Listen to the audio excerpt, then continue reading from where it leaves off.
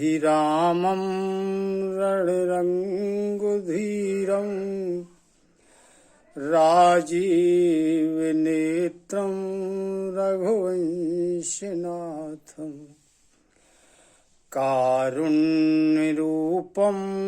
करुणाकरं तं श्रीरामचन्द्रं शरणं प्रपद्ये। मनोयुवं मारुतितुल्यवेगं जितेन्द्रियं बुद्धिमतां वरिष्ठं वातात्मजं वानरयूथमुख्यं श्रीरामदूतं शरणं प्रपद्ये। प्रिय स्नेहीजन एवं भगवत कथा रस के रसिक जन, सभी को मेरा सादर प्रणाम। आज दीपावली का शुभ अवसर है। हम और आप सभी जो हिंदू संस्कृति के लोग हैं, लगभग सभी लोग इस पर्व को आनंदोत्सव के साथ मनाते हैं। सभी को दीपावली की हार्दिक शुभकामनाएं। दीपावली का ये त्योहार हम श्री रामचंद्र जी लंका पर विजय प्राप्त करके जब वापस अयोध्या आते हैं, उसके पश्चात इस उत्सव को अयोध्या में मनाया जाता है और तभी से यह उत्सव हम आप हिंदू संस्कृति के सभी लोग मनाते चले आ रहे हैं। अतः इस मंगल उत्सव की सभी को हार्दिक शुभकामनाएं। जब हम और आप दीपावली के त्योहार को मनाते हैं, इसका उत्सव मनाते हैं, तो ये प्रतीत होता है कि हम और आप सभी भगवान श्री रामचंद्र जी को मानते हैं। अब प्रश्न उठता है कि हम आप भगवान श्री राम को मानते हैं, अपना आराध्य मानते हैं, अपना पथ प्रदर्शक मानते, भगवान मानते। अतः निश्चित है कि जब हम आप श्री रामचंद्र जी को मानते हैं तो उनकी कही हुई बातें जो उन्होंने प्रजा के लिए कही थी, उसे भी हम आप यदि माने, उसको करने का प्रयास करें, तो हमारा कल्याण निश्चित हो सकता है। यहाँ जब भगवान श्री रामचंद्र जी वापस आए, राज्याभिषेक हुआ, उसके बाद भगवान श्री रामचंद्र जी ने अयोध्या के समस्त लोगों को बुलवा के भगवान श्री रामचंद्र जी उनसे क्या कहते हैं, आइए हम आप श्री रामचरितमानस के द्वारा उसे समझने का प्रयास करते हैं। आशा है हम आप उसे करने का भी प्रयास करेंगे।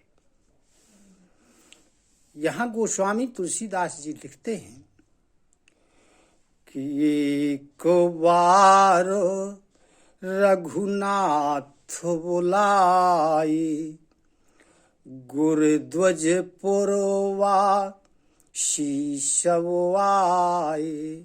भगवान श्री रामचंद्र जी ने एक बार गुरु जी को, ब्राह्मणों को और नगर के निवासियों को,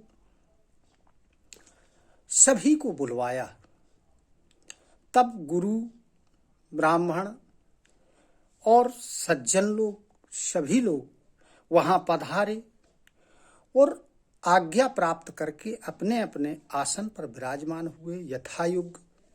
तब भगवान श्री रामचंद्र जी कहने लगे कि मैं कोई ममता के वश में नहीं कह रहा हूं, कोई अनीति की बात नहीं कर रहा हूं। यदि सब लोग इसको सुने, फिर जिसको अच्छा लगे वह इसके अनुसार कार्य करे, इसे माने, और जिसे अच्छा ना लगे वह इसको ना माने। वही मुझे प्रिय है जो मेरे अनुशासन के अनुसार काम करता है और भगवान ने प्रजा से कहा कि यदि मैं राजा बन चुका हूं, आपका राजा हूं, यदि आप लोगों को कभी लगे कि मैं अनीति की बात कर रहा हूं या अनीति के कार्य कर रहा हूं, तो मुझे रोक सकते हैं। ये अधिकार भगवान श्री रामचंद्र जी ने नगर के निवासियों को दिया। फिर भगवान श्री रामचंद्र जी कहते हैं, बड़े भागो मानुष तन पावा, सुर दुर्लभो सदो ग्रंथन गावा। भगवान श्री रामचंद्र जी कहते हैं कि बड़े भाग्य से यह मनुष्य का शरीर हमें प्राप्त होता है, जो देवताओं को भी दुर्लभ है। ऐसा जो सदग्रंथ हैं हमारे, वो कहते हैं यह साधनों का धाम है, मोक्ष का दरवाजा है। जो व्यक्ति भी मोक्ष प्राप्त करना चाहता है, इस शरीर के द्वारा सरलता से प्राप्त कर सकता है। अतः जो यह शरीर है मानव का, इसका फल यह नहीं है कि हम विषयों का भोग करें, क्योंकि विषयों के भोग, यदि सुख की बात करें, भोग की बात करें, तो स्वर्ग के भी सुख छोटे पड़ जाते हैं और अंत में सभी दुख देने वाले होते हैं। मनुष्य का शरीर पाकर जो विषयों में लगा हुआ है, वो मनुष्य ऐसा है जो अमृत को त्याग करके विष प्राप्त करना चाहता है, वह बड़ा मूर्ख है। यह जो मनुष्य है या जीव है, ये 4 खानों में विभाजित होकर के जरायुज, स्वेदज, अंडज और उद्भिज, इस प्रकार 4 खानों में विभाजित होकर के 84 लाख योनियों में भटकता फिरता है। भगवान कहते हैं कि यह सदा माया की प्रेरणा से, काल के वश में होकर, कर्म के वश में होकर, स्वभाव के वश में होकर, गुणों के वश में होकर यह भटकता हुआ फिरता है। फिर भगवान कहते हैं, तुलसीदास जी ने यहाँ लिखा है कि कब हूँ कि करी करू नानर देही, दे तो ईशो बिन हे तो शनेही। कभी परमात्मा इस जीव पर दया करके मनुष्य का शरीर प्रदान करते हैं, जो बिना किसी कारण के होता है, केवल दया के कारण होता है। और यह जो मनुष्य का शरीर है, यह संसार रूपी सागर से पार उतरने के लिए जहाज का काम करता है। और भगवान कहते हैं कि मेरी कृपा उसको वायु का काम करती है, यानी सही दिशा में उस जहाज को ले जाती है। और जो सद्गुरु होता है, हमारे जो गुरु होते हैं, यदि सद्गुरु हैं, तो वो उस जहाज का खेने वाला होता है। वह हमें दिशा प्रदान करता है, इस जहाज को खेता है, और उस साधन के द्वारा मनुष्य सुलभता से परमात्मा को प्राप्त कर लेता है। भगवान कहते हैं कि ऐसा मनुष्य का शरीर प्राप्त करके जो व्यक्ति इस भवसागर से पार नहीं हो पाता है, वह निंदा करने के योग्य है और मूर्ख है, कुबुद्धि है, और उसे आत्महत्या करने का पाप लगता है। जो गति आत्महत्या करने के वाले की होती है, वही गति उस व्यक्ति की होती है। इसलिए यदि कोई परलोक में और इशलोक में यदि सुख चाहता है, तो भगवान कहते हैं कि जो मैं कह रहा हूं उसको दृढ़ता के साथ अमल करे, उसको सुने, समझे, उसके अनुसार कार्य करे। और सबसे सरल सुखद साधन है मेरी भक्ति, जिसको वेद और पुराणों ने कहा है। यहाँ भगवान ने भक्ति और ज्ञान के बारे में बतलाया है कि भक्ति और ज्ञान में क्या अंतर है। भक्ति के द्वारा व्यक्ति सरलता से ईश्वर को प्राप्त कर सकता है। ज्ञान के बारे में भगवान कहते हैं, ज्ञानो अगमो प्रत्यूहे अनेका, साधन कठिन न मन कहूँ टेका। ज्ञान जो है बड़ा दुर्गम है, इसमें अनेकों प्रकार के विघ्न हैं और मन को शांति नहीं मिलती है, मन को ठहराव नहीं मिलता है। इसका जो साधन होता है वो बड़ा कठिन होता है और जो इसके रास्ते पर चलता है उसे अनेक प्रकार के कष्ट उठाने पड़ते हैं। लेकिन जो भक्ति से हीन ज्ञान होता है वो भी प्रभावशाली नहीं होता है। अतः सबसे सरल सुगम साधन भक्ति है, क्योंकि भक्ति स्वतंत्र है, सकल गुणों की खान है। लेकिन अब भक्ति प्राप्त कैसे होती है? तो भगवान श्री रामचंद्र जी कहते हैं कि इसे बिना सत्संग के प्राप्त नहीं किया जा सकता है। और अब संत यानी अच्छे लोग, भगवान की ओर ले जाने वाले लोग, संत के बिना भक्ति प्राप्त नहीं होती है और बिना पुण्यों के पुंज के समूह के संत प्राप्त नहीं होते। इस प्रकार सत्संगत जन्म मरण के चक्र का अंत कर देती है।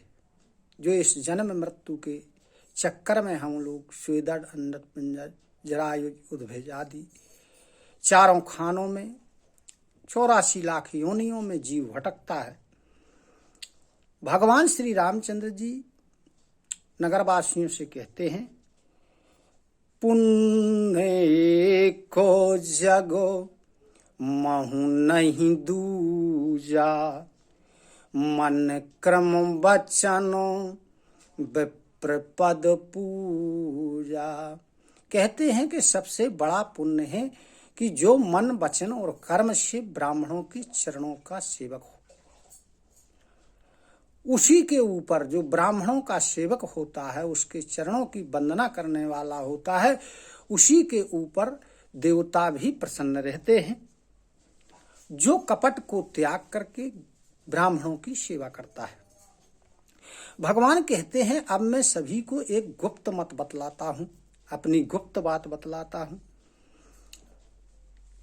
कि शंकर जी के भजन के बिना व्यक्ति भक्ति को प्राप्त नहीं कर सकता है। कहु भगतो पथो कवनु प्रयासा, जोग नमखो जपो तपो उपवासा। अब भक्ति में कोई परिश्रम नहीं, ना इसमें कोई योग करना है, ना कोई यज्ञ करना है, ना जप करना है, ना तप करना है। केवल भगवान का नाम लेना है, उनकी लीला कथाओं के रस का पान करना और स्वभाव से सरल, मन में कोई कुटिलता ना हो। ये जितना लाभ हो जाए उतने में व्यक्ति संतुष्ट रहे। भगवान कहते हैं, मेरा भक्त होकर के, दास होकर के यदि कोई किसी और से कोई आशा करता है तो तुम ही कहो उसका क्या विश्वास किया जाए। भगवान उस पर विश्वास नहीं करते हैं जो किसी और की आशा रखता है। अब भगवान कहते हैं कि मैं बहुत क्या कहूं, कथा बहुत बड़ी है, लेकिन हे भाइयों, मैं तो भक्ति के वश में हूं। जो व्यक्ति ना किसी से बैर करे, ना किसी से कोई आशा रखे, वो व्यक्ति हमेशा सुख में रहता है। जो ना किसी आरंभ में विश्वास करे, ना अंत में विश्वास करे, जो मानहीन हो, पापहीन हो, क्रोधहीन हो, निपुण और विज्ञानवान होता है, जिसको सदा संतों के साथ से, सज्जनों के साथ से प्रेम होता है, उसके लिए इस स्वर्ग का और इस पृथ्वी का सभी का सुख तिनके के समान होता है। इसलिए मैं भक्ति के पक्ष में रहता हूं। इस प्रकार भगवान श्री रामचंद्र जी ने अयोध्या के निवासियों को एक पथ दिया, रास्ता दिया कि आप भक्ति के मार्ग पर चल करके भगवान श्री राम के राम नाम का उच्चारण करते हुए, उनकी कथा का रसपान करते हुए इस संसार रूपी सागर को हम और आप सरलता से और सहजता से पार कर सकते हैं। आशा करते हैं कि हम आप भगवान श्री रामचंद्र जी को मानते हैं, तभी तो हम दीपावली का उत्सव मनाते हैं। इसलिए जो ये भगवान ने अयोध्या वासियों के माध्यम से हम आपको जो पथ प्रदर्शन किया है, इसे भी हम अपने आचरण में लेने का प्रयास करेंगे। इसी के साथ सभी को दीपावली उत्सव की हार्दिक शुभकामनाएं देते हुए सभी को सादर प्रणाम, सादर नमन। जय सिया राम, जय श्री कृष्ण। धन्यवाद।